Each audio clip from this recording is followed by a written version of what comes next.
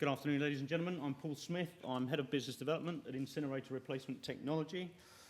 It's my job as Business Development Manager to take and herd a small group of talented scientists and focus their energies and change their 7-year intellectual exercise into a commercial entity with some very exciting technology that we believe, and so do many others, that could be globally changing.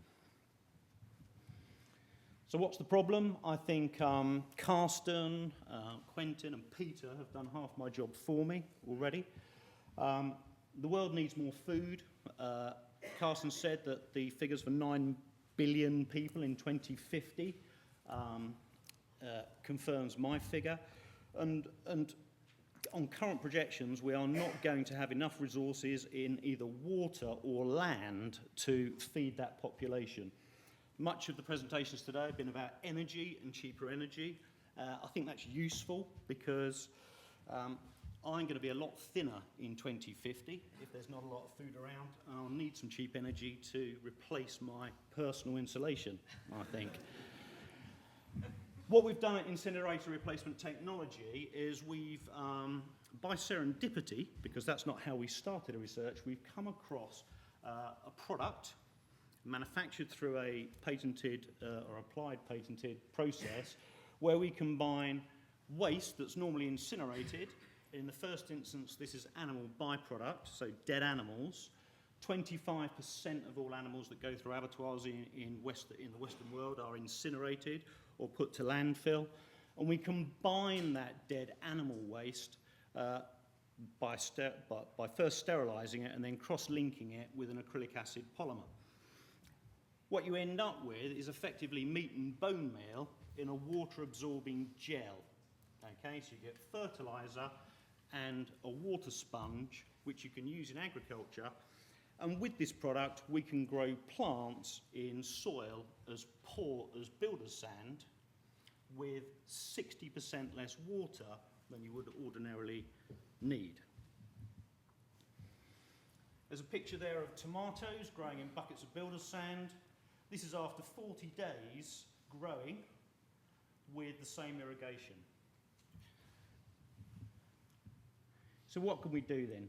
We take that abattoir waste, we produce this cross-linked protein polymer, which has an NPK value, which is fertiliser, nitrogen, phosphate, potassium of 5.4, 6.6 and 4.2, but by fertiliser standards isn't hugely significant.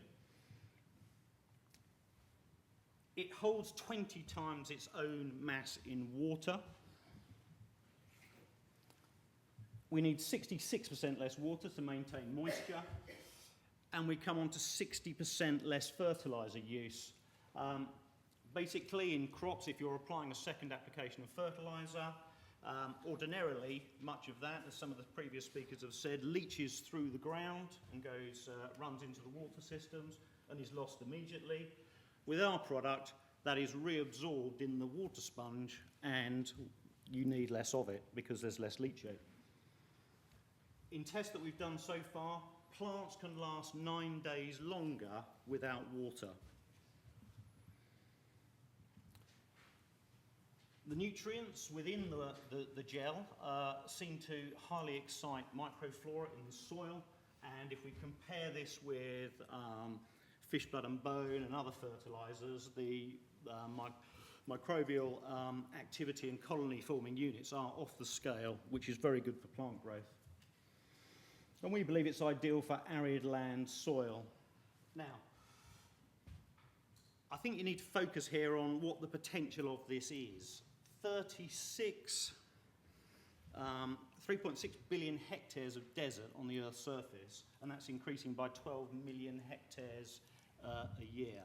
And a product that can grow plants in the desert is something that we do think will be a global game changer. We've invested 900,000 to date, and we're currently having ongoing trials in Spain. David Austin Rose is in the UK. We're just starting trials with the Environmental Department of Qatar, and we've just started an exercise with the Hong Kong government. On one last point, because I'm running out of time, we can make this with animal protein, but we can also use catering waste, and we can also use any animal biomass. Thank you.